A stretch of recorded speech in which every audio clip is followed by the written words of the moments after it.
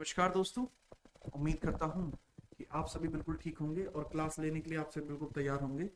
जितने ऐसे छात्र हैं क्लास में आ चुके हैं, आप सभी का हार्दिक स्वागत। तो जैसा आप सभी जानते हैं कि यह कोई आम क्लास नहीं है। पूछता है भारत में, मैं जीतना ना स्वागत करता हूं आप सभी का। और इस क्लास को खास बनाने आप सभी लोग हैं। वे जो खास हैं, जो इसको बनाते हैं, वो आप लोग हैं। ठीक है, तो चलिए क्लास को स्टार्ट करते हैं, अगर आप आज्ञा दे तो। मैं क्लास के अंदर देख पा रहा हूं, वर्तमान में चैल क्लास के अंदर है। मैं बिल्कुल ठीक हूं। निभा कुमारी है, दिशा है, जगजीत है, सिमरन है, दिशा है, जिशान है, पलक जदोन है, दीपिका है, मयूरी है, राजौरी है, दिशा है, सुजीत है, ठीक है, विक्रम है, ठीक है, दीक्षा है, पायल है, जदोन है, और भी काफी सारे बच्चे क्लास में आ चुके हैं। चलिए स्टार्ट करते हैं क्लास को।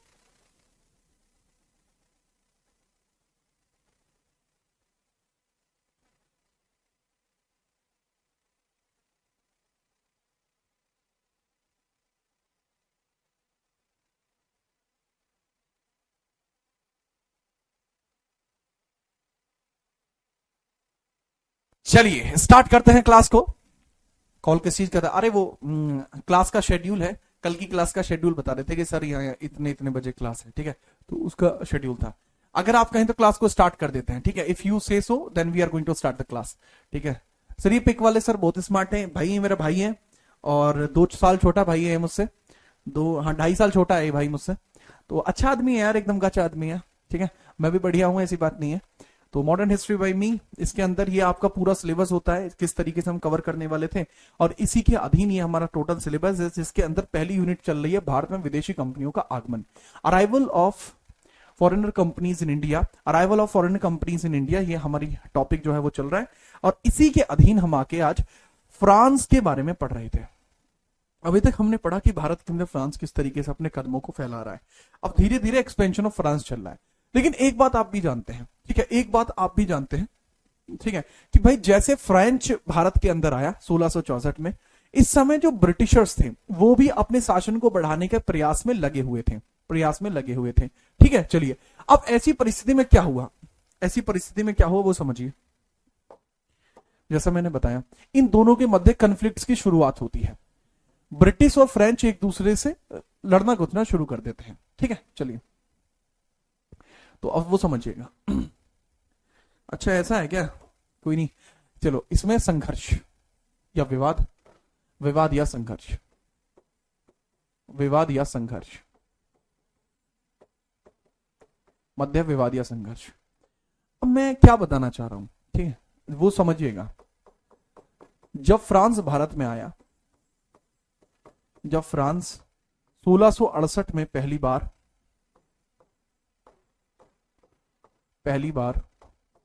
भारत में फैक्ट्री लगाता है,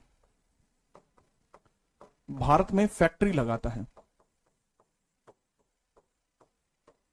फैक्ट्री लगाता है, भारत में फैक्ट्री लगाता है, ब्रिटेन उसका विरोध करता है, ब्रिटेन उसका विरोध करता है, ब्रिटेन उसका विरोध करता है, उसका विरोध करता है, विरोध करता है। ठीक है, अब समझना, विरोध करने का कारण यह था क्योंकि ब्रिटेन भारत पर कब्जा करना चाहता था। इसका कारण क्या था? ब्रिटेन भारत में आधिपत्य रखना चाह रहा था। ब्रिटेन भारत में आधिपत्य चाहता था, आधिपत्य चाहता था, आधिपत्य चाहता था, चाहता था, तथा यूरोप में भी महाशक्ति बनने की होड़ थी। तथा इन दोनों में, तथा इन दोनों में, तथा ब्रिटेन और फ्रांस में, मैं इंग्लिश में भी लिख दूंगा, पहले हिंदी में लिख लीजिए। तब ब्रिटेन तथा फ्रांस में, तथा ब्रिटेन तथा फ्रांस में यूरोप में भी महाशक्ति बनने की होड़ थी, यूरोप में भी महाशक्ति बनने की होड़ थी, महाशक्ति बनने की होड़ थी, महाशक्ति बनने की होड़ थी, बनने की होड़ थी, होड़ थी, होठ लिख दिया ना, ड, होड़ थी, होड़ थी। इस कारण भारत में भी इनके मध्य विवाद पनपे। इस कारण, इस कारण भारत में फ्रांस व ब्रिटेन के मध्य संघर्ष रहे। फ्रांस व ब्रिटेन के मध्य संघर्ष रहे, मध्य संघर्ष रहे, संघर्ष रहे। मान के चलो कि कल को हम किसी दूसरे देश में व्यापार करने चले जाएं, लेट सपोज कि हम ऐसा करो, हम चलते हैं नॉर्थ अमेरिका, नॉर्थ तो नहीं, साउथ अमेरिका चलते हैं, पर साउथ अमेरिका में जाके अगर हम अपना ट्रेड करना शुरू करते हैं, हम पहले से ट्रेड कर रहे हो, अगर पाकिस्तान कल को हमारे आसपास आके वहां ट्रेड करना चाहेगा, क्या हमें वो चीज पसंद आएगी? पसंद आएगी? नहीं आएगी, नहीं आएगी, क्योंकि हम नहीं चाहते कि वो वहां पे ट्रेड कर पाए, बिल्कुल नहीं चाहते, है ना। सेम चीज यहां पे हो रही थी कि यूरोप के अंदर ब्रिटेन और फ्रांस में, यूरोप में भी महाशक्ति बनने की होड़ थी, दोनों चाहते थे कि यूरोप में महाशक्ति बन जाए, तो नहीं बन पाए। अरे नहीं बन पाए ना, ब्रिटेन जीतेगा इनमें, जीतेगा कैसे, क्या कहानी थी, उसके बारे में बात करते हैं, ठीक है। चलिए, और इसके बारे में अपन क्या इंग्लिश में लिख लेते हैं, देन हम इसको देखते हैं, ठीक है। चलो, arrival of France, arrival of France company, या अराइवल ऑफ फ्रेंच लिखते हैं, French company in 1668 wasn't welcomed by Britain, wasn't welcomed by Britain, wasn't welcomed by Britain, wasn't welcomed by Britain. Both wanted Indian empire, both wanted Indian market, and both wanted Indian market and superpower in Europe, So they have conflicts,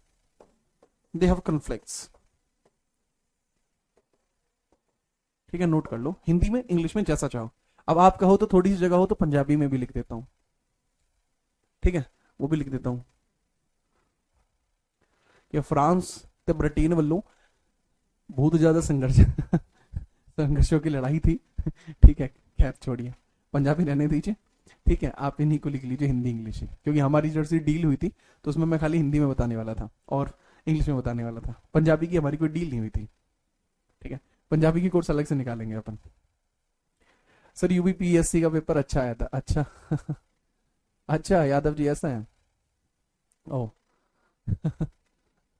good idea. Sir Bengali, अरे बंगाली आती नहीं ना भाई मेरे को, हरियाणवी में लिख दो, हरियाणवी में तो मैं अलग लेवल पे लिख दूंगा। जब ब्रिटेन भारत में आए हो, ठीक है, हाँ आए है, ठीक है। हम्म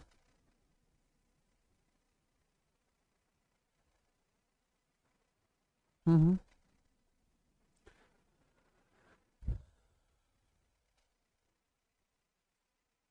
हम्म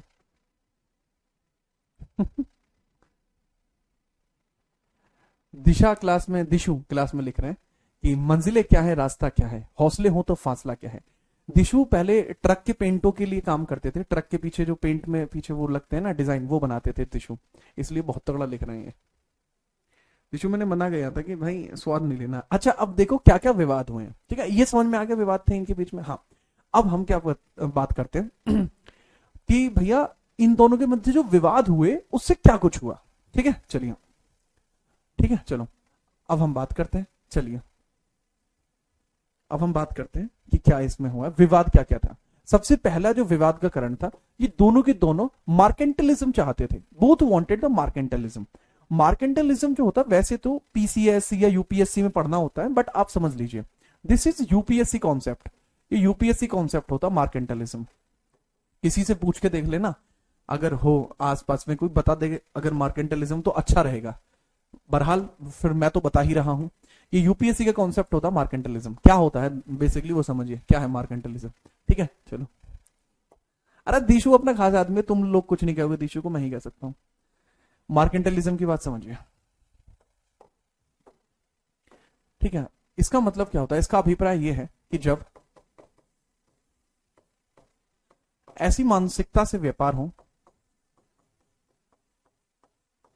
ऐसी मानसिकता से व्यापार हो, ऐसी मानसिकता से व्यापार हो कि मोनोपोली ही व्यापार का विकास कराएगी। ठीक है, जब ऐसी मानसिकता से व्यापार हो कि एकाधिकार से ही व्यापार का उदय होगा, एकाधिकार से ही व्यापार विस्तार संभव है, विस्तार संभव है, संभव है। ठीक है, यानी आसान शब्दों में अगर मैं लिखूं, आसान शब्दों में बेटा बात यह है कि मार्केंटलिज्म का मतलब होता है एक म्यान में दो तलवार नहीं हो सकती, एक म्यान में दो तलवार नहीं हो सकती। इसका मतलब है ये, एक म्यान में दो तलवार नहीं हो सकती।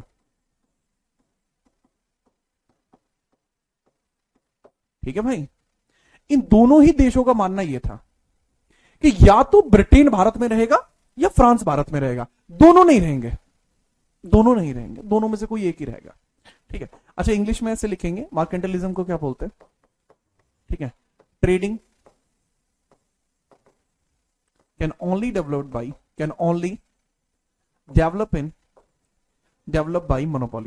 मोनोपोली। तो trading can only develop by monopoly, trading can only develop by monopoly, that is called मर्केंटालिज्म।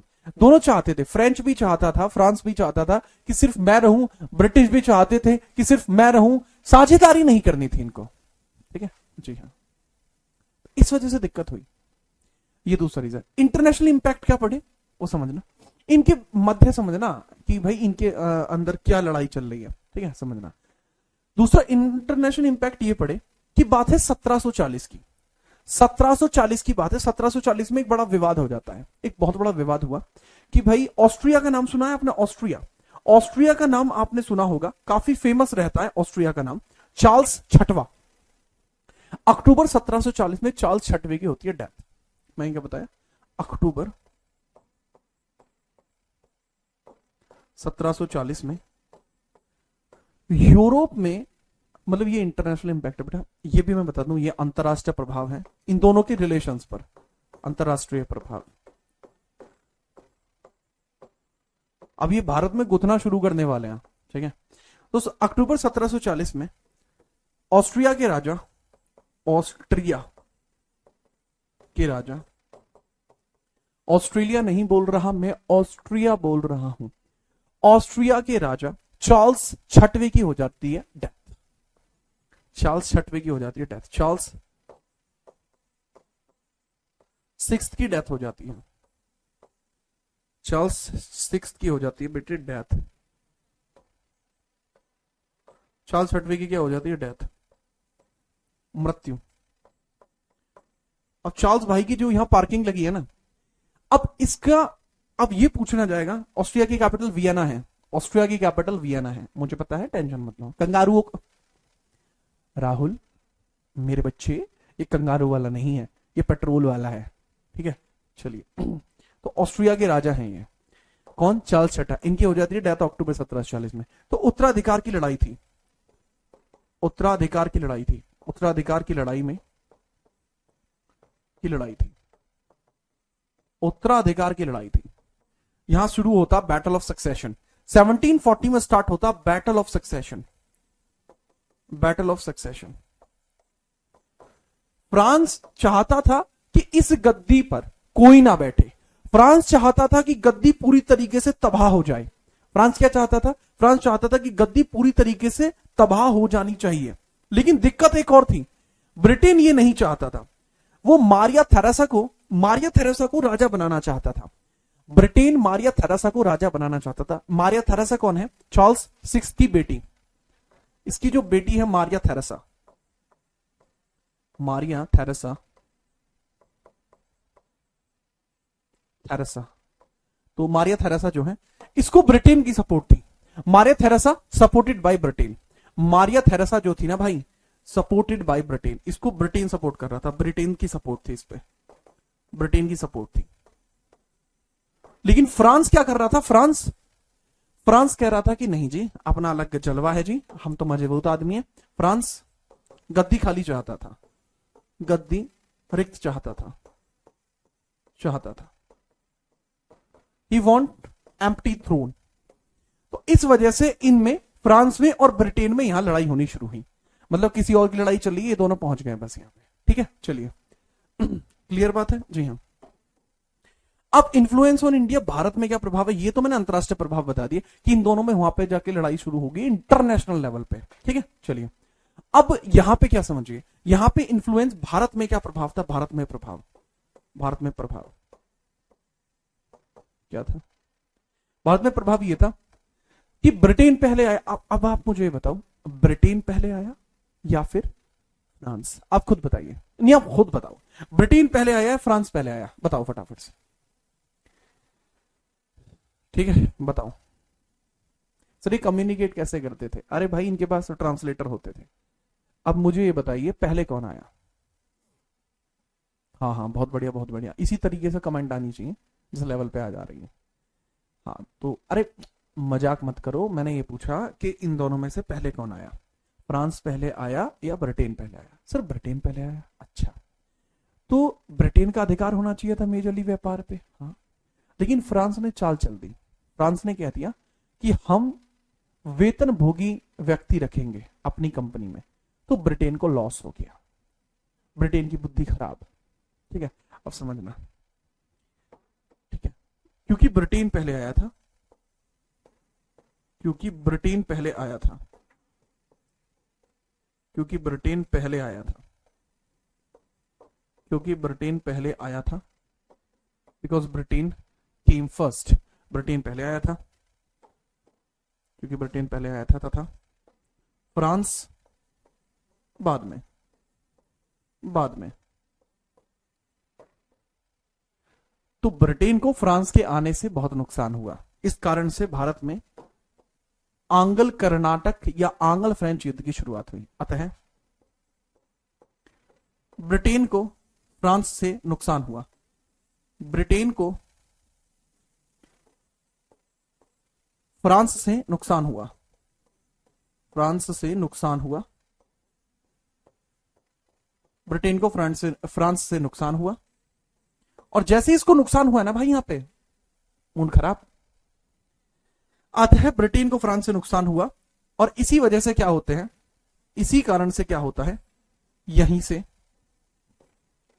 से आंग्ल फ्रेंच युद्ध की शुरुआत, आंग्ल फ्रेंच युद्ध की शुरुआत, आंग्ल फ्रेंच युद्ध की शुरुआत हुई, शुरू। That leaded to the starting of, that leaded to the starting of Anglo-French battle, Anglo-French battle, that leaded to the starting of Anglo-French battle। अब यहां पे मैं इसको इंग्लिश में लिख देता हूं, Britain opposed France, Britain opposed France, that leaded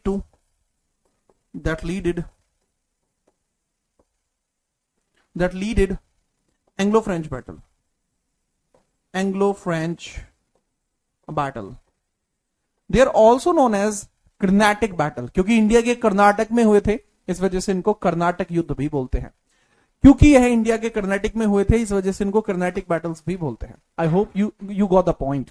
ठीक है, मेरे ख्याल से आप समझ पाए जो मैं समझाना चाहता हूं। ठीक है, तो ये इन दोनों के मध्य संघर्षों की लड़ाई थी, दोनों में से कोई भी नहीं चाहता था कि भारत में कोई और रहे, इसलिए भैया यहां होती है लड़ाइयां। अब इन लड़ाइयों के बारे में हम बात करेंगे।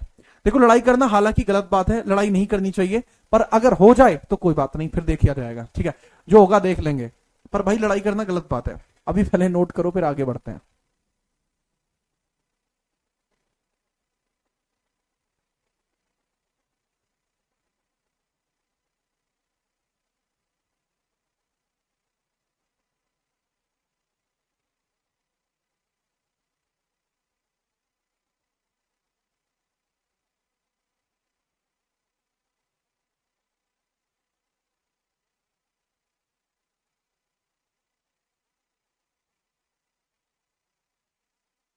बाहर तो हो रखी है भाई सर्दी। ठीक है, याद रखेंगे, बहुत बढ़िया।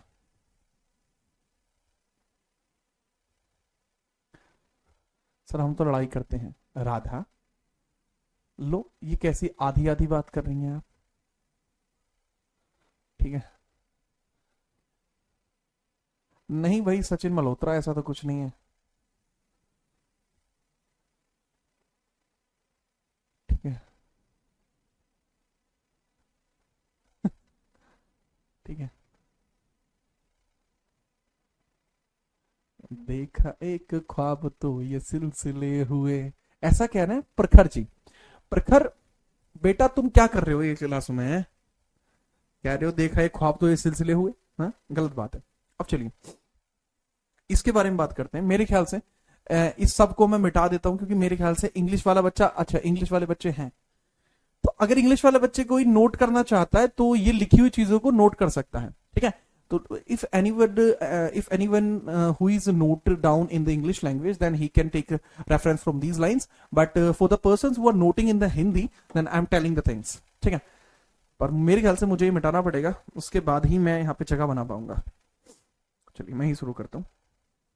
ठीक है चलो, मुझे चाहिए खाली पेज, इसको करते हैं डुप्लीकेट। ओके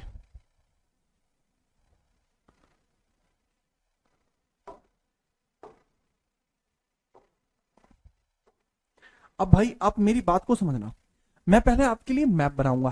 ठीक है, तो अब कर्नाटक के युद्ध कितने? सर ये है पहला आंग्ल कर्नाटक युद्ध, ये है पहला आंग्ल फ्रेंच युद्ध है, ये पहला आंग्ल फ्रेंच युद्ध,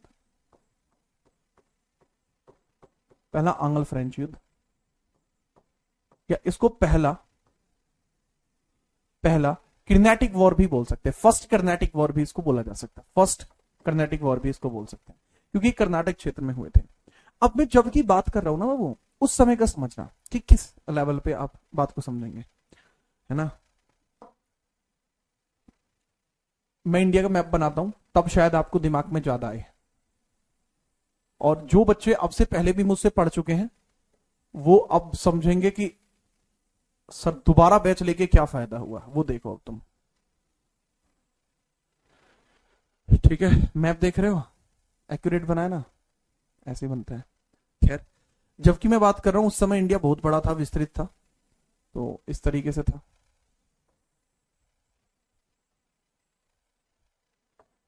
इधर भी था, पूरा एकदम अपना ही एरिया था ये। और इस समय इधर वाला जो एरिया था अफगान वाला, वो भी अपना ही था, सब अपना ही था। लेकिन हमें इतने सारे एरिया पे ध्यान ही नहीं देना है, हमें बहुत कम एरिया पे ध्यान देना है। अपना जो ध्यान है वो पूरा वो इस एरिया में होना चाहिए। ठीक है बाबू, अब इधर ना मैं 3 रियासत बनाना चाहूंगा, बहुत ध्यान से समझना 3 रियासतों को। एक रियासत मैं ग्रीन कलर की बना रहा हूं, दैट इज ये वाली रियासत। ये है बाबू हैदराबाद रियासत। ये क्या है? हैदराबाद रियासत। क्या है भाई, क्या है बच्चे? क्या आप याद रख सकते हो? What is this? हैदराबाद रियासत। नोट नहीं करना, सिर्फ समझना है कि नहीं? Yes sir. ठीक है चलिए।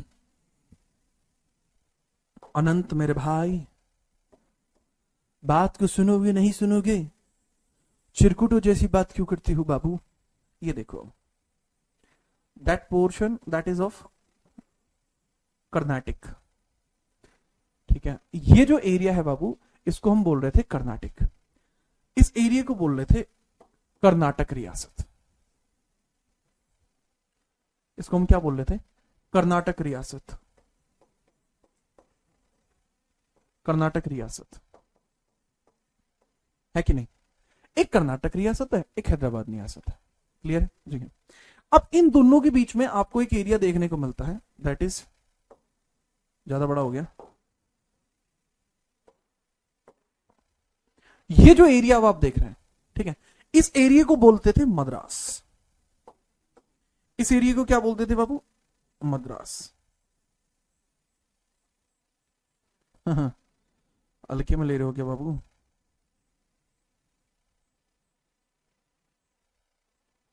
इस एरिया को बोला गया था मद्रास। मद्रास किसने बसाया था? मद्रास मुझे बताओ जरा, मद्रास को किसने बसाया? मद्रास को किसने बसाया? आप ये बताएंगे कि सर मद्रास को बसाया किसने था। फटाफट से आप मुझे बताइए, मद्रास को किसके द्वारा बसाया गया था? फटाफट से बताओ, फटाफट। ठीक है, ठीक है, फटाफट बताइए, कोई दिक्कत?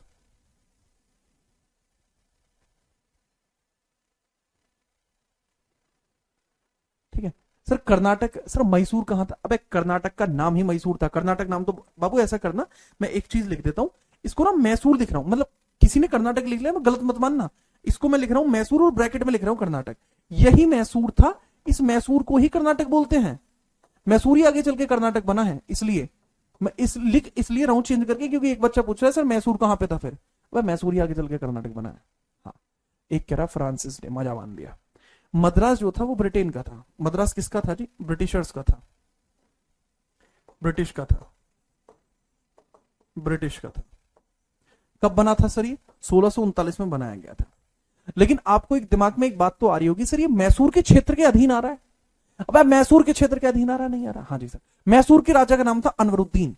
यहां पर एक नवाब हुआ करता था, मैसूर का नवाब, उसका नाम था अनवरुद्दीन। अनवरुद्दीन, अनवरुद्दीन, अनवरुद्दीन। सही है नहीं है? जी हाँ। तो अब होगा क्या, अब वो समझना। अब आपको पहले ये बताइए, अगर आपको ये मैप समझ में आ गया तो अब ये समझ लो कि अब आप बहुत बड़ी लेवल के आदमी बन गए। अगर आपको ये अनवरुद्दीन का मैप समझ में आ गया पूरा, तो आप बहुत बड़े नवाब बन चुके हो इस टाइम आप। अब यहां से शुरुआत करेंगे, अब यहां से शुरुआत करेंगे बहुत बड़े लेवल पे। ठीक है, फटाफट बताइए, बताओ, बताइए सबने। अब देखना तुम क्या होता है। बात है 1745 की। 1745 में, 1745 में ब्रिटिश ब्रिटिश सेनाध्यक्ष, ब्रिटिश का जो सेनाध्यक्ष था, कमांडर था ब्रिटेन का, ठीक है, ब्रिटेन का सेनाध्यक्ष था कुर्टिस बेनेट। कुर्टिस बेनेट, कुर्टिस बेनेट क्या करता है? कुर्टिस बेनेट फ्रांस के जहाजों को लूट लेता है।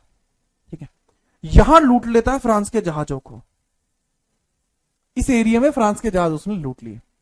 ठीक है, याद रखना। लो भैया, कुर्टिस बेनेट फ्रांस जहाज को लूट लेता है, फ्रांस जहाज को लूटता है, लूटता है। क्या फ्रांस हाथ पे हाथ धरे बैठेगा? नहीं बैठेगा। फ्रांस को अब तो भाई बदला तो लेना पड़ेगा।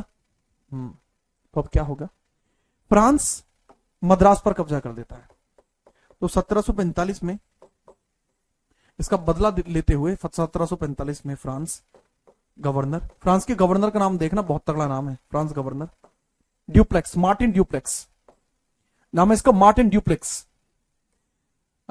इंग्लिश में बोलते हैं ड्यूप्लेक्स और हिंदी में बोलते हैं डुप्ले। ठीक है, तो Francis Dupleix, Francis Dupleix, Dupleix या डुप्ले, ड्यूप्लेक्स या डुप्ले, बंगाल पर कब्जा कर लेता है। बंगाल पर कब्जा करता है, सॉरी बंगाल कहां गया, मद्रास पर कब्जा करता है, मद्रास पर कब्जा करता है, कब्जा करता है, पर कब्जा करता है।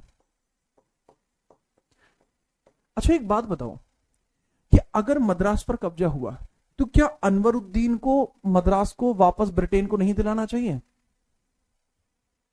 आप खुद सोच के देखो कि अगर, देखो ऑब्वियस सी बात है, क्योंकि ब्रिटेन को ना मद्रास की सुरक्षा जो थी वो मैसूर के, कर्नाटक के, मैसूर के यानी कर्नाटक के जो नवाब थे अनवरुद्दीन, उनके हाथ में थी। तो अनवरुद्दीन को बचाना चाहिए था मद्रास को, लेकिन अनवरुद्दीन ने मद्रास नहीं बचाया। नहीं बचा रहे, क्यों नहीं बचा रहा? बहुत बड़ी बात है। ठीक है, इसके पीछे एक बहुत बड़ा इंसिडेंट देखने को मिलता है कि यहां पर डुप्ले जो है, डुप्ले, डुप्ले अनवरुद्दीन को मद्रास देने का वादा करता है। डुप्ले अनवर को, अनवरुद्दीन को मद्रास देने का वादा करता है, मद्रास का वादा करता है, वादा करता है, कहता है मैं तुझे मद्रास दे दूंगा, ठीक है, मैं तुझे मद्रास दे दूंगा, हाँ जी ठीक है, लेकिन देता नहीं है, सिर्फ वादा करके रह जाता है, ठीक है, याद रखना। अनवरुद्दीन को मद्रास का वादा करता है परंतु देता नहीं है, देता नहीं, देता नहीं है। तो यह डुप्ले ने बहुत चालाकी से मद्रास पर अपना कब्जा कर लिया कि अब मद्रास अपने कब्जे में है। इस वजह से मामला बहुत खराब हो जाता है। लेकिन 1746 में 1746 में मामला थोड़ा संजीदगा हो जाता है। जब 1 साल हो गई, मद्रास पर फ्रांस ने कब्जा कर लिया, लेकिन मद्रास को वापस अनवरुद्दीन को नहीं दिया गया, तो मैटर हो गया।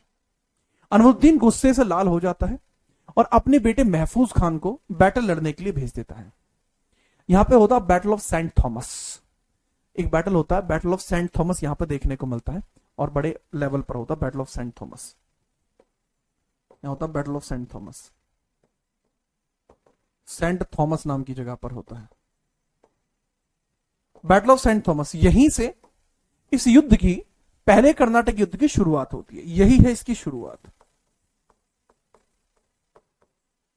बैटल ऑफ सेंट थॉमस की शुरुआत हो जाती है।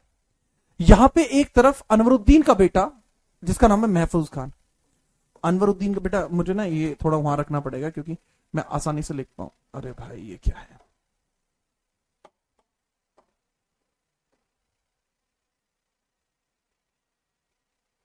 उसको भी समझ लेना ताकि मैं लिख लूं। तो यहां होता है जी बैटल किसका, अनवरुद्दीन का बेटा,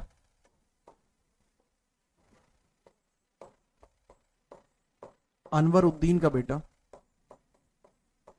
अनवरुद्दीन का बेटा जिसका नाम क्या है, Mahfuz Khan, Mahfuz Khan versus Saint Thomas versus Dupleix, Dupleix. लेकिन इसमें क्या होता है जी, महफूज खान महफूज नहीं रह पाते, महफूज खान की हत्या हो जाती है, हत्या, और डुप्ले इस बैटल को जीत जाता है, डुप्ले इस बैटल को जीत जाता है। उसके बाद अनवरुद्दीन का अलग लेवल पे मैटर खराब हो जाता है, ठीक है। जिसको इंग्लिश चाहिए 2 मिनट तसल्ली पकड़ लो, अगले पेज पे इंग्लिश में लिखा हुआ है, जिसको ज्यादा इंग्लिश में दिक्कत आ रही है अगले पेज पे लिख लेना, ठीक है बाबू। अब यहां देखो इसके बाद क्या होता है, पहले समझ लो तुम, है ना, नोट बाद में हो जाएगा, पहले समझ लो। अब महफूज खान की यहां हत्या हो गई तो अनवरुद्दीन ब्रिटेन के पास हेल्प के लिए गया, ब्रिटेन के पास हेल्प के लिए गया, हेल्प के लिए गया कि प्लीज बचा लीजिए, क्योंकि डुप्ले तो निपटा देगा सबको, डुप्ले तो निपटा देगा सबको। तो अब ब्रिटेन अब बैटल में कूदती है, ब्रिटेन अब बैटल में कूदती है, और फिर यहां पर ब्रिटेन फ्रांस से एक संधि करती है, ब्रिटेन फ्रांस से संधि करती है, ब्रिटेन फ्रांस से संधि करती है, फ्रांस से संधि करती है, संधि करती है। ब्रिटेन क्या करती है, वो फ्रांस से संधि करती है।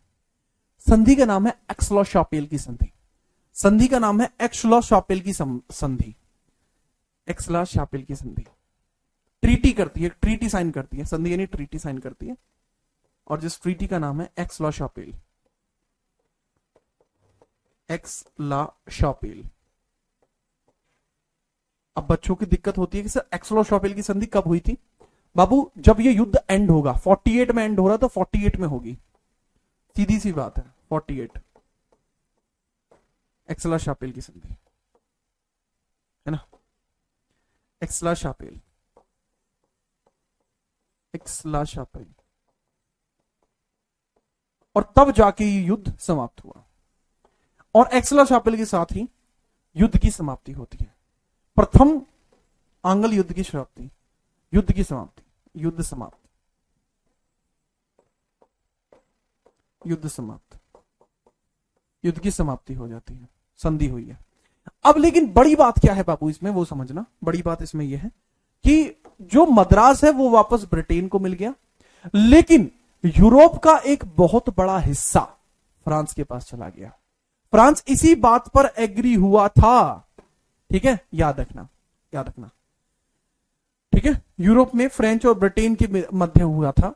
अब इसकी संधि का परिणाम यह रहा कि मद्रास तो किसको मिल गया, वो मद्रास ब्रिटेन को मिल गया, मद्रास तो ब्रिटेन को मिल गया, लेकिन एक बहुत बड़ा हिस्सा, मद्रास तो ब्रिटेन को मिल गया, लेकिन यूरोप में एक बहुत बड़ा हिस्सा फ्रांस को मिला। फ्रांस गॉट पार्ट्स इन, या France got land in Europe. France इस बैटल को लड़ ही इसलिए रहा था ताकि यूरोप में उसको फायदा मिल जाए, ठीक है, इसलिए लड़ रहा था, ठीक है, याद रखना, बहुत बढ़िया। अब बेटा इसको आप नोट कर लीजिए, जो आपको नोट करने के लिए जरूरी है ये आप नोट कर लेंगे। अब इसमें जो आपको नोट करना है वहां मैं छोड़ देता हूं, ये चीज आपको नोट करनी है यहां से। अब बच्चे कहेंगे सर प्लीज पॉइंट बना दीजिए, हम नोट नहीं कर पा रहे हैं। अच्छा देखो भैया, पहला पॉइंट ये है, इसको नोट करना है। दूसरा, शुरुआत के बारे में मैंने बताया, इसको नोट करना है। फिर इसके बारे में नोट करना है। फिर इसके बारे में, ये जो बैटल हुआ है इसके बारे में नोट करना है।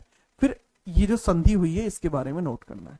सबसे जरूरी जो है वो ब्रिटेन और फ्रांस के मध्य संधि है, तो कृपया करके इस संधि को जरूर नोट कर लेना, फटाफट नोट करिए। सर कौन सी जमीन मिलती है बेटा, जो उत्तरी अमेरिका की जो जमीन है वो नॉर्थ अमेरिकन।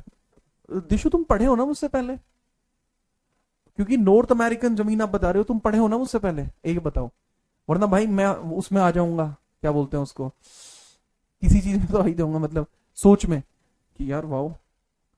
अब तो दिशु सच बताइए कि आप मुझसे पढ़े हैं, एक बार फटाफट बताइए। फ्रांस को यूरोप में फायदा मिला, फ्रांस को यूरोप में फायदा मिला और उत्तरी अमेरिका की जमीन मिली। फ्रांस को क्या मिला, उत्तरी अमेरिका की जमीन मिली, उत्तरी अमेरिकी जमीन। आज की डेट में फ्रांस भाषा उत्तरी अमेरिका में बहुत बोली जाती है, मैक्सिको के आसपास। हाँ दीशु ने कह दिया यस, ठीक है भाई दीशु, अच्छा लगा मुझे, नोट करो इसको।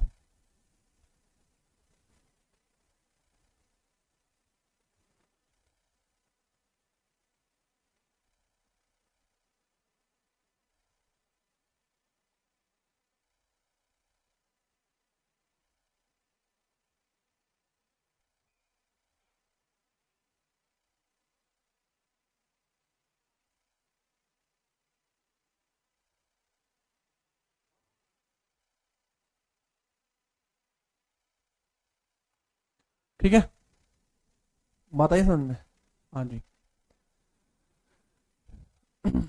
तो ये है बच्चे इसका पूरा मेथड। एक बच्चा कह रहा है कि सर मुझे हिंदी बिल्कुल भी नहीं आती, तो बेटा कोई बात नहीं, अगले पेज का इंतजार कर लो आप एक सेकंड के लिए, बच्चों को नोट कर लेने दो एक बार, नोट होते ही बता दो। सर जब वास्को डिगामा भारत में आया था तो क्या उस समय ट्रांसलेटर थे? बेटा जो इबन जो बंदा था जो उसको भारत के अंदर लेके आया था, ठीक है, तो इबन जो था वो ट्रांसलेटर ही तो था यार, जो उसको मिला था, ठीक है, रास्ते में गुजरात का ट्रांसलेटर था वो। ठीक है मित्र आओ, अच्छा लगा। ठीक है, बहुत बढ़िया, नोट हो गया, नोटेड नोटेड। ठीक है, इसको मैं नॉर्मल कर दूं स्लाइड को। इंग्लिश वाले बच्चे इसको नोट कर लेंगे। कुछ इस तरीके से हुआ था कि भाई 1745 में English commander Curtis Barnett seize some French ship, so Dupleix seize Madras factory of British, later it was opposed by Carnatic Nawab Anwaruddin Khan, so in 1746 battle of St Thomas near Adyar river, Mahfuz Khan versus Duplex won the battle and killed Mahfuz Khan. So later Britishers came into the battle and they made 1848 the Treaty of Aix-la-Chapelle, and that leaded Madras to the British. And North America land to French, not all land but just disputed land to the French. तो that was something like this. तो बाबू ये ऐसे हैं, English वाले बच्चे भी note कर लेंगे।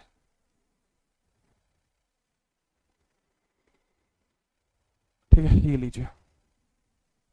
अनुराग बेटा फिर अच्छी बात है।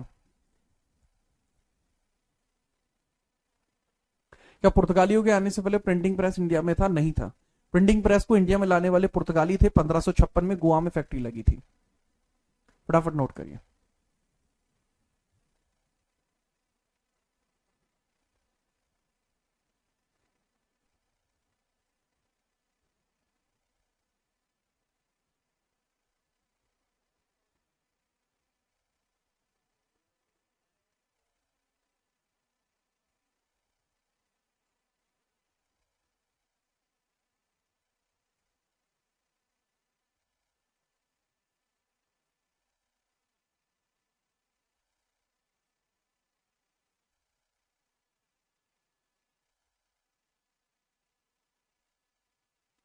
ठीक है, चलो।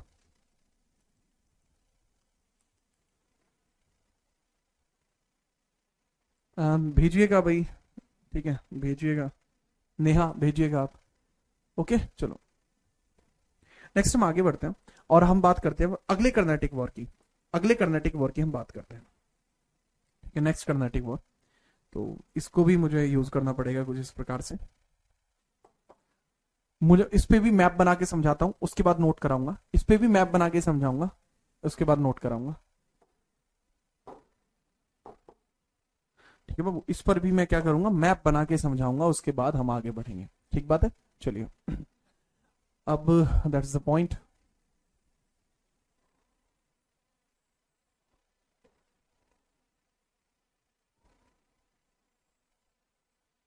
ठीक है, जबकि जैसे कि वही बात है कि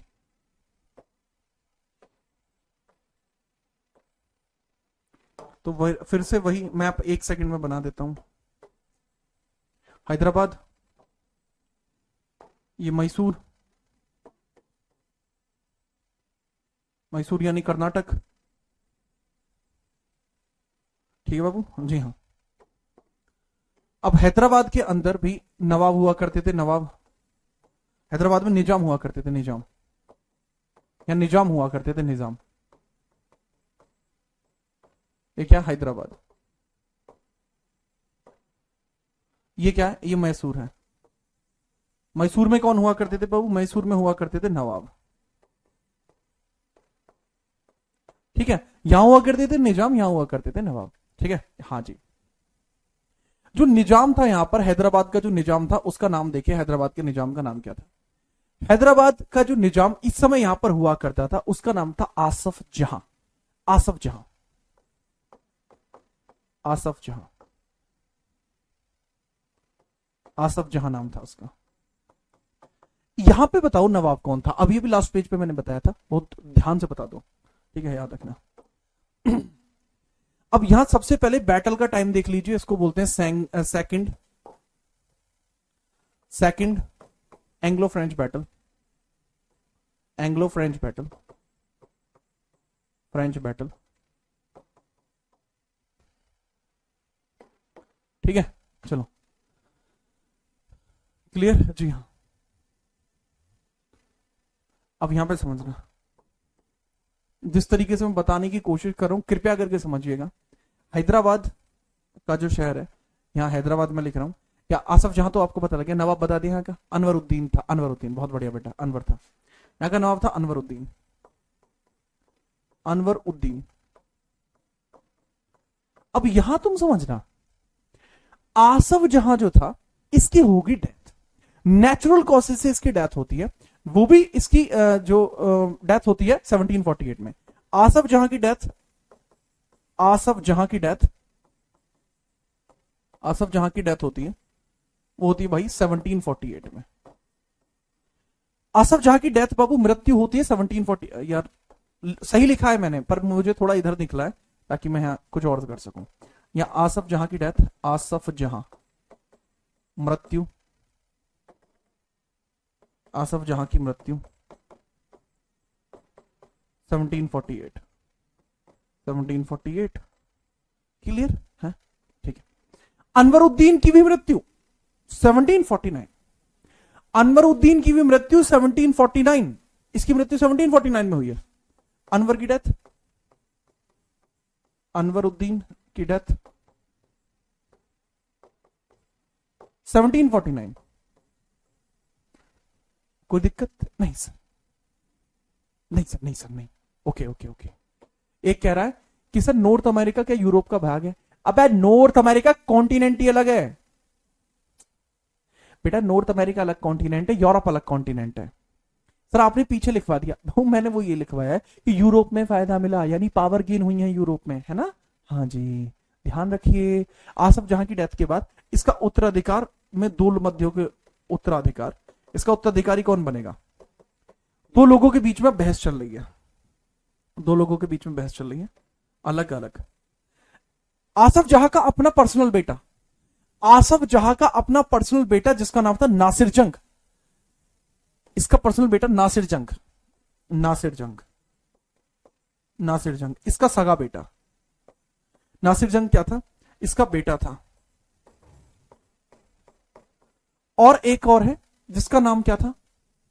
सलाबत, सलाबत तो खैर बाद में आएगा, सलाबत तो बाद में आएगा। नासिर जंग का जो विरोधी था यहां पर, दैट वाज मुजफ्फर, मुजफ्फर जंग, मुजफ्फर जंग, मुजफ्फर जंग।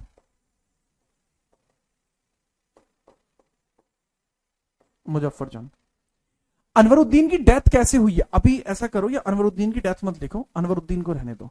मरेगा 1749 में, टेंशन मत लो, 49 में ही मरेगा, पर अभी मत लिखो, आपको फिर समझ में नहीं आएगा कि मैटर क्या है ना? फिर आप कहोगे कि कैसे मर गया, ये क्या हुआ, फिर समझ में नहीं आने की बात तुम्हारे। तो मुजफ्फर जंग।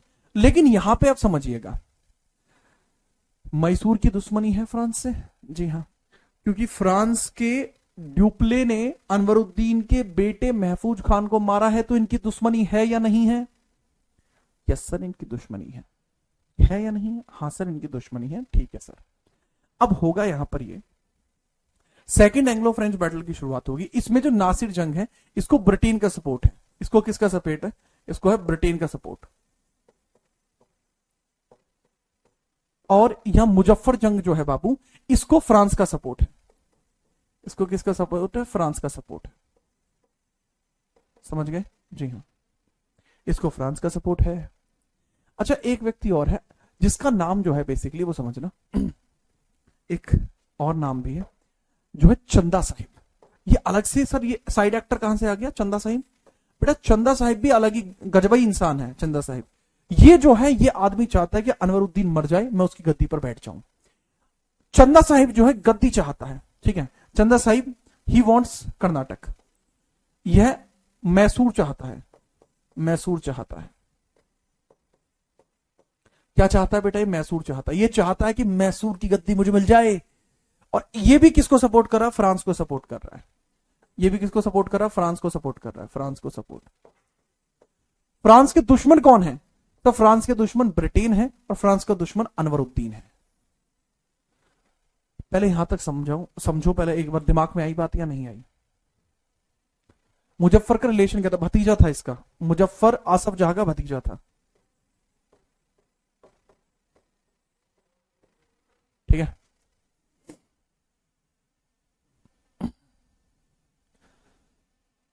ठीक है, पहले ये बताओ यहां तक आया है ना?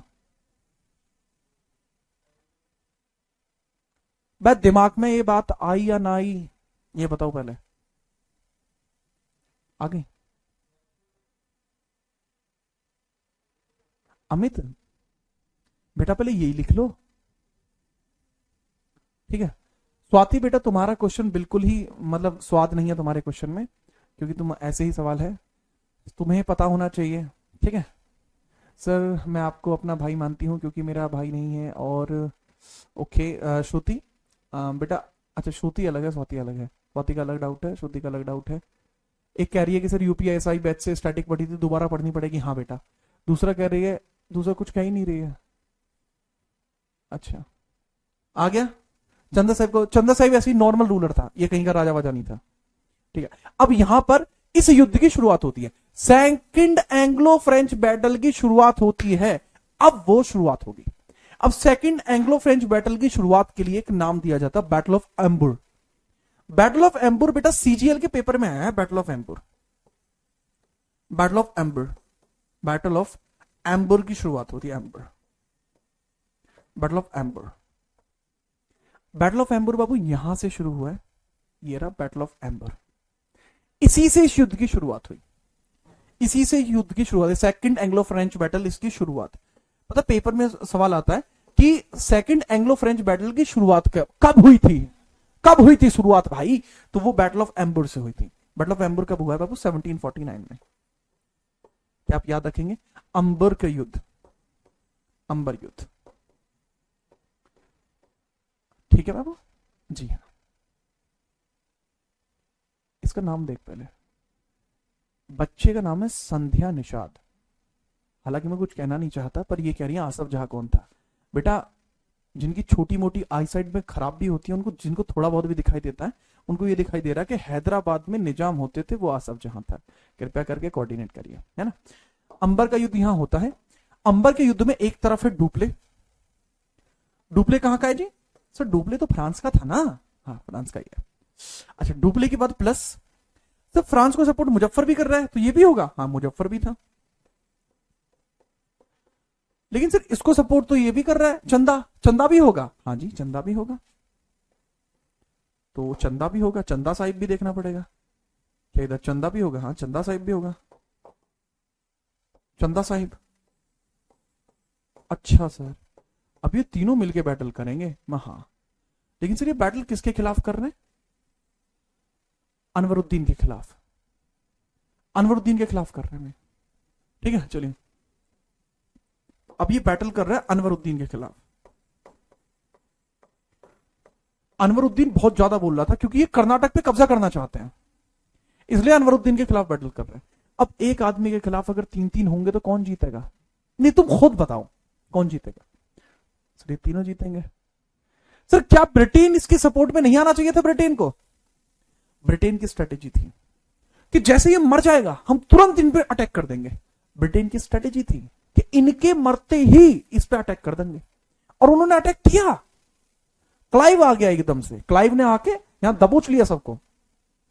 तो हुआ ये, यहां पर ये लोग बैटल जीत जाते हैं, वॉन द बैटल, और इसमें इस बेचारे की पार्किंग लग जाती है। डाइड, डाइड, इसकी होगी डेथ, मृत्यु, इसकी हो जाती है मृत्यु। जैसे इसकी मृत्यु हुई चंदा साहिब नवाब बन गया, क्योंकि मैंने बताया था ना इसकी डेथ होती है 1749 में, तो वो इस वजह से बताया था। यही तो मरा है 1749 में। एकदम एक्यूरेट बताया है मैंने, कोई दूर दूर तक कोई कमी नहीं छोड़ी, इतनी सी भी कमी नहीं है। ठीक है याद रखिए, नोट करिए।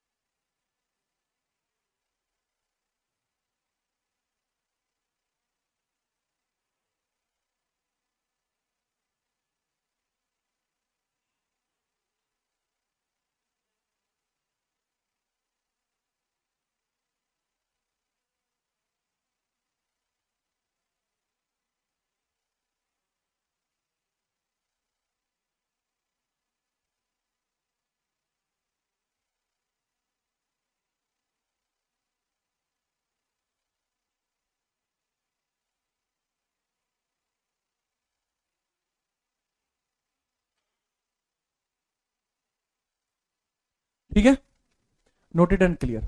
चंदा साहिब क्या बन जाते हैं बेटा? कर्नाटक के नवाब बन जाते हैं चंदा साहिब। इसके आगे क्या होगा आप समझिएगा। ये मेरे ख्याल से आपको क्लियर बात समझ में आई होगी। इसकी डेथ हो जाती है, इसके बाद आगे बढ़िए क्या होता है। इसके बाद 1751 में इस युद्ध के बाद, नेक्स्ट पेज बता रहा हूं, इसी पेज पे बता रहा हूं, मतलब इस पेज को डुप्लीकेट कर दिया। अब ये थोड़े से हिस्से मिटा रहा हूं यहां से। अब क्या हुआ, सेकंड एंग्लो फ्रेंच बैटल ही चल रहा है। इसके बाद क्या हुआ, ये वाला हिस्सा मिटाना पड़ेगा,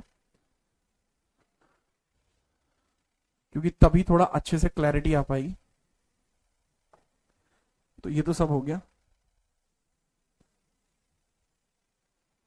लेकिन इसमें ना बड़ी ज्यादा दिक्कत हो जाती है, और वो दिक्कत कैसे होती है वो समझना। ब्रिटेन आके अब कब्जा कर लेगी 1751 में।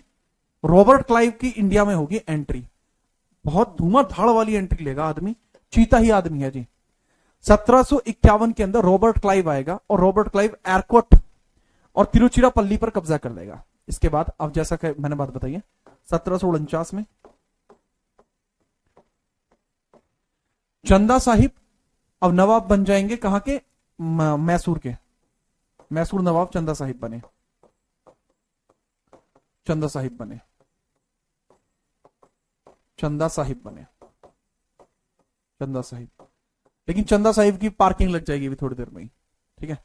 इसके बाद क्या होगा, लेकिन 1751 में, 1751 में रॉबर्ट क्लाइव कब्जा कर लेंगे। रॉबर्ट क्लाइव तिरुचिरापल्ली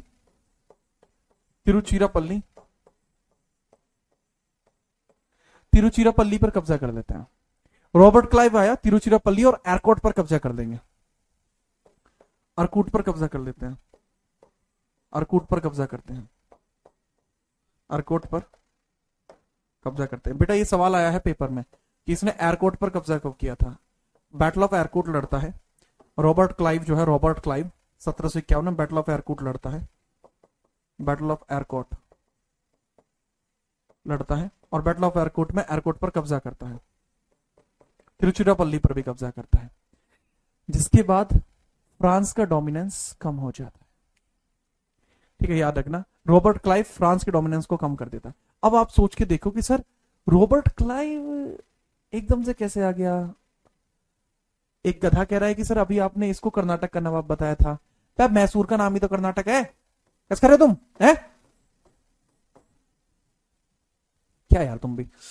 अब हुआ क्या था कि जो फ्रांस का डुप्ले है वो इनके इंटरनल मैटर्स में बहुत ज्यादा इलझ गया। अब मान के चलो कि जैसे आप हो, अगर आप उनसे भी बात करो, उनसे भी बात करो, उनसे भी बात करो, तो आप बहुत ज्यादा फंस जाएंगे।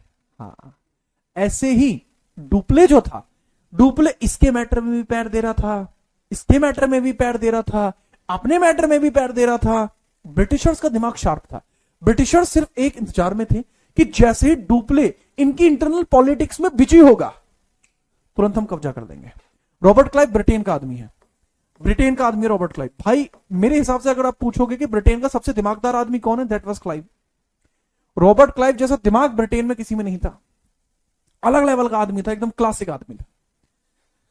अब जैसे ही एयरकोट और तिरुचिरापल्ली पर कब्जा होता है तो इसकी वजह से फ्रांस को घाटा हुआ, ठीक है, फ्रांस को घाटा हुआ, और फ्रांस समर्थन दे देता है वापस ब्रिटेन को। इसी की वजह से उस्ताद है भाई ये भी। हाँ, अब यहां समझना, इसके पश्चात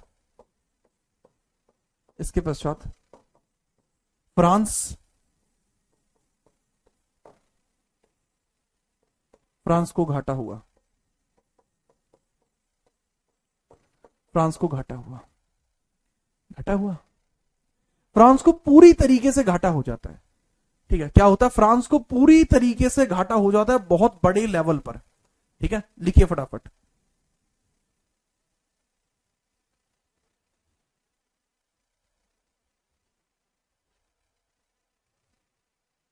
ठीक है, याद रखना, क्लियर, पूरी तरीके से घाटा हुआ। हाँ जी। दूसरा, ये जो चंदा साहिब आया था, चंदा साहिब, इसकी भी हत्या कर दी जाती है। ब्रिटेन के ही किसी शिकारी के कहने पर इसकी भी हत्या कर दी जाती है। तो इसके पश्चात फ्रांस को घाटा हुआ। 1752 में चंदा साहिब की मृत्यु कर दी गई, चंदा साहिब की हत्या, चंदा साहिब की भी हत्या कर दी गई। किसी ने की थी नहीं पता, हत्या कर दी गई, मतलब कुल मिला के हत्या कर दी गई। अब यहां पर जो अगला व्यक्ति बैठेगा उसका नाम फटाफट देखेंगे आप, ठीक है। चलो, मोहम्मद अली बैठेगा, मोहम्मद अली। अनवरुद्दीन का बेटा मोहम्मद अली एक और है, ठीक है, याद रखना। और मोहम्मद अली मैसूर का नया नवाब बना, नया नवाब जिसको ब्रिटेन ने बनाया था, सपोर्टेड बाय ब्रिटेन, जो ब्रिटेन को समर्थन दिया, ब्रिटेन के समर्थन से बना,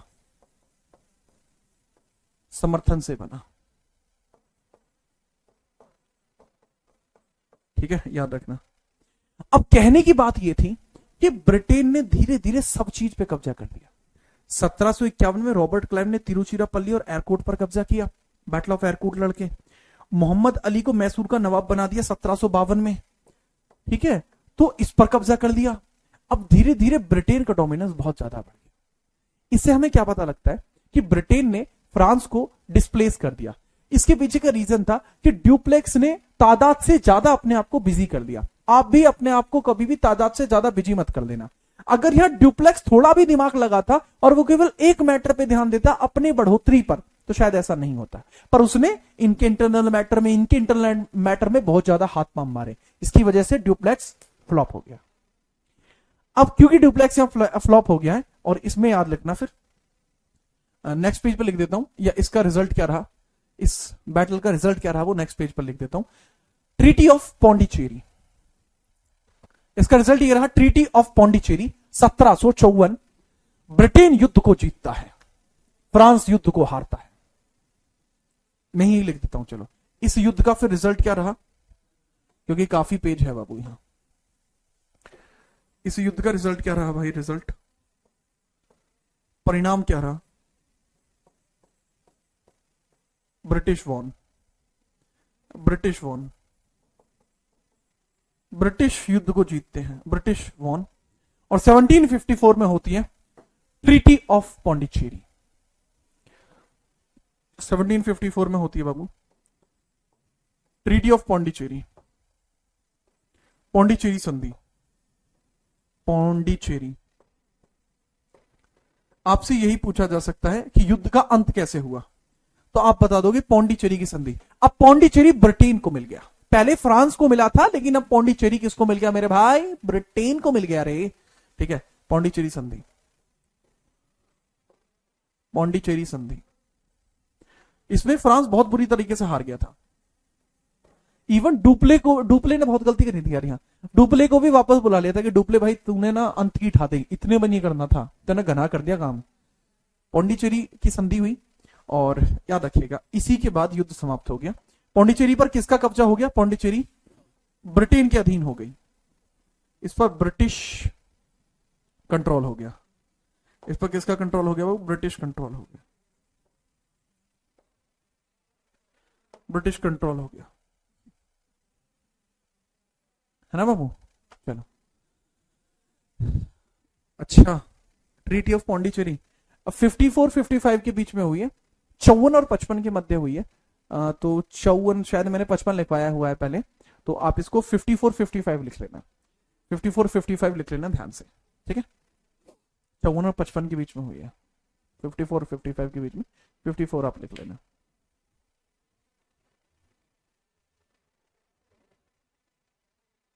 बताइए भाई, है ना, बताइए। बस अब 4 लाइन और लिख लेना, third Anglo Carnatic war, 5 line का है, उसमें ज्यादा नहीं है, फटाफट बताइए।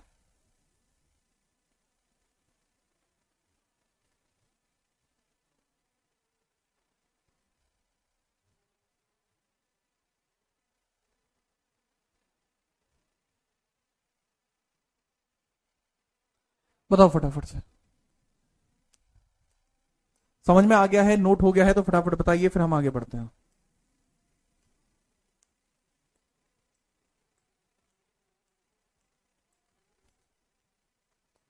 अहमदाबाद की गद्दी पर कौन बैठा, ये अलग ही चल रहा है बाबू। अहमदाबाद तो है ही नहीं है, हैदराबाद है। आसफ जहां की डेथ हो गई, आसफ जहां की जगह गद्दी पर बैठा शुरुआत में तो इसका बेटा, ठीक है, शुरुआत में तो आसफ जहां का बेटा बैठा शुरुआत में, पहले मुजफ्फर बैठा, मुजफ्फर की हत्या कर दी गई, दोबारा से फिर नासिर बैठ गया, नासिर के बाद सलाबत बैठ गया, ठीक है। तो इनका एक बड़ा क्रम चला है। हम आगे हैदराबाद को पढ़ेंगे, उसमें पढ़ लेना आप, टेंशन मत लो। सेकंड बैटल का रिजल्ट है ये रहा बेटा, सेकंड बैटल का रिजल्ट। इसका थर्ड बैटल आप लिख लेंगे। इंग्लिश वाले बच्चों के लिए इस ऐसे मैंने हेल्पिंग स्लाइड्स डाल दी हैं, हेल्पिंग स्लाइड्स हैं बेटा, ये हेल्पिंग स्लाइड्स आप देख सकते हैं, दीज आर हेल्पिंग स्लाइड्स, ठीक है, टेंशन मत लीजिए, हेल्पिंग स्लाइड्स है। अब हम थर्ड की बात करते हैं, थर्ड एंग्लो फ्रेंच बैटल। काफी बढ़िया रहा है। ये डेट गलत है बाबू इसमें, मतलब गलत भी नहीं है इतना ज्यादा, बट गलत मान ही लेते हैं सब, तो गलती में कर दो इसे। अरे क्या कर दिया मैंने,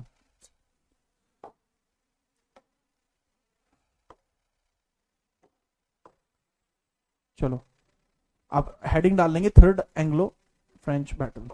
2 मिनट में काम खत्म हो जाएगा इसका। पहले टाइम कितना है इसका, 1756 से 63। 58 भी गलत नहीं है, मैं बता दूं, ठीक है। यह है तीसरा आंग्ल फ्रेंच युद्ध, आंग्ल फ्रेंच युद्ध। इसमें थोड़ी थोड़ी बातें लिखनी है बस आपको, कितनी कितनी, थोड़ी थोड़ी बातें लिखनी है आपको, थोड़ी थोड़ी बातें, चिरकुट चिरकुट सी बातें आपको इसमें लिख लेनी है कि 1756 में फिर से विवाद हो गया, 1756 में पुनः फ्रांस और ब्रिटेन के मध्य विवाद हुआ, फ्रांस और ब्रिटेन में विवाद हुआ, ब्रिटेन में विवाद हुआ, है ना, याद रखना। और इसी के बाद याद रखना कि ये क्योंकि यह साथ साथ चला था, क्योंकि यह 7 वर्ष चला, इस वजह से इसको 7 वर्षीय युद्ध भी बोलते हैं। इस कारण से इसको क्या बोलते हैं, 7 वर्षीय युद्ध, इसको 7 वर्षीय युद्ध बोलते हैं बाबू, इसको इस वजह से बाबू 7 वर्षीय युद्ध बोलते हैं, ठीक है। 7 ईयर बैटल बोलते हैं इसको, इस वजह से इसको 7 ईयर बैटल बोलते हैं। इस बैटल में पता बैटल सीरीज थी एक तरीके की, ये बैटल सीरीज थी, इसमें एक युद्ध नहीं था, इसमें बहुत सारे युद्ध थे। इसका जो सबसे इंपॉर्टेंट बैटल है, ठीक है, इसमें जो सबसे इंपॉर्टेंट बैटल है that was battle of Wandiwash. Battle of Wandiwash इसमें सबसे इंपॉर्टेंट है। 1760 का बैटल ऑफ वॉन्डिवॉश, 1760 का जो बैटल ऑफ वॉन्डिवॉश है वो इसमें सबसे मेजर बैटल है, बैटल ऑफ वॉन्डिवॉश। वॉन्डिवॉश, वॉन्डिवॉश का युद्ध सबसे इंपॉर्टेंट युद्ध है, वॉन्डिवॉश का युद्ध, वॉन्डिवॉश युद्ध सबसे इंपॉर्टेंट युद्ध है। और वॉन्डिवॉश का जो युद्ध हुआ था, ठीक है, वॉन्डिवॉश का जो युद्ध हुआ था उसके बारे में समझिएगा, किस किस के मध्य हुआ था। सर वॉन्डिवॉश के बैटल में एक तरफ तो आपको देखने को मिल जाएगा फ्रांस और एक तरफ आपको देखने को मिल जाएगा ब्रिटेन। और जीतेगा कौन इसमें sir, Britain won the battle and high influence के साथ ब्रिटेन ने बैटल जीता था, मतलब एक तरफा ही युद्ध जीत लिया था ब्रिटेन ने वाला, वॉन द बैटल। इसके बाद फ्रांस कभी उभर नहीं पाया, फ्रांस की इसके बाद पार्किंग लग गई, इसके बाद फ्रांस की पूरी तरीके से पार्किंग लग जाती है, ठीक है, याद रखना। इसके बाद फ्रांस के, इसके बाद लिख लेना इस चीज को, इसके बाद भारत में फ्रांस के अधिकतर क्षेत्र पर ब्रिटेन ने कब्जा कर दिया, अधिकतर क्षेत्र पर ब्रिटेन ने कब्जा कर दिया, अधिकतर क्षेत्र पर ब्रिटिश कैपिटेशन लिख लीजिए या फिर ब्रिटिश कंट्रोल, ब्रिटिश कंट्रोल हुआ, अधिकतर क्षेत्र पर ब्रिटिश का कंट्रोल हो गया, ठीक है। और फिर इसका अंत कैसे हुआ सर जी, अंत होता है 1763 में ट्रीटी ऑफ पेरिस के बाद। अंत कैसे होता है, अंत इसका रिजल्ट क्या होता है, रिजल्ट परिणाम ट्रीटी ऑफ पेरिस। बस खत्म हुआ आज का, ट्रीटी ऑफ पेरिस लिख लेना, पेरिस की संधि, ट्रीटी ऑफ पेरिस। बेटा पेरिस की संधि के बाद पार्किंग लग गई, पेरिस संधि, पेरिस मिल गया फ्रांस को। भारत में इसके बाद ट्रीटी ऑफ पेरिस में डिसाइड क्या हुआ है पता है, ट्रीटी ऑफ पेरिस में डिसाइड हुआ है कि भारत में ब्रिटेन ही रहेगा और पेरिस जो है वो फ्रांस को मिल जाएगा, that was the treaty of Paris. और इस प्रकार से जो पेरिस था, पेरिस तो चला गया फ्रांस के पास, पेरिस किसके पास चला गया? फ्रांस के पास। और इंडिया में ब्रिटेन की मोनोपोली, और इंडिया में ब्रिटेन की मोनोपोली, एंड इंडिया में British monopoly, British monopoly, British monopoly, एकाधिकार। इंडिया में ब्रिटेन का एकाधिकार, ये हुआ था बेटा। आज के लिए इतना ही। उम्मीद करता हूं आपको ये बात समझ में आई होगी। कोई डाउट है अब आप डाउट पूछ सकते हो, कोई बात है किसी को कहनी है मन में, होठों पे ऐसी बात या मन में ऐसी बात तुम दबा के चले आए तो मुझे बता दीजिए। ठीक है। Okay sir, can I get your any contact detail, where can I contact you? So mister Shaukat, अगर आप कॉन्टेक्ट करना चाहते हो तो, या कोई और बच्चा भी है जो मुझे कॉन्टेक्ट करना चाहता है या फिर कुछ अच्छी अच्छी चीजें सीखना चाहता है, तो you can follow me on Instagram jeetrana.77। आप वहां मैसेज भी कर सकते हैं, आपको 48 घंटे के अंदर रिप्लाई मिल जाएगा। तूफानी सेवा है जी हमारी, ठीक है, निश्चिंत रहिएगा। हम लिख लिए बानी, प्रखर श्रीवास्तवा। सर इंडिया का तो कोई रोल ही नहीं है, रागनी। अरे क्या बताएं, आपकी अलग रागनी चल रही है। पेरिस की संधि की डेट क्या? 63। बेटा लिख तो दिया बेटा, सारा का सारा हो तो इंडिया में ही रहा है, कर्नाटक में युद्ध हो रहा है, ठीक है, वॉन्डीवॉश तमिलनाडु के क्षेत्र के पास है। Oh thank you, no doubt sir, बहुत बढ़िया। सर नवाब और निजाम में क्या डिफरेंस है? बेटा किंग में, महाराजा में और महाराजा में और राजा में क्या फर्क है, इसी प्रकार से। ओके, आप अपनी आईडी और बता दीजिए भाई, जो कह रहा है कि सर हमने एक फोटो भेजा है, आप भाई आपकी आईडी क्या है वो बता दीजिए। सर डिस्ट्रक्शन से कैसे बचें? भाई अपने मानसिकता अच्छी रख के, अच्छे विचार रख के, that is the point. Destruction से बचना है तो आप अपने मानसिकता को थोड़ा मजबूत लाइए। Be a man, okay, be a man. Monopoly क्या होती है? एकाधिकार। एंग्लो नेम है क्या? एंग्लो अंग्रेजों को बोलते हैं।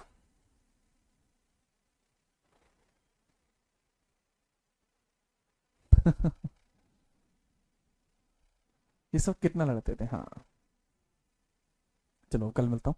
और भाई अपने आसपास के क्षेत्र में जो भी हो बता देना कि हिस्ट्री ऐसे पढ़ते हैं, ठीक है, तो दैट्स परफेक्ट बेसिकली।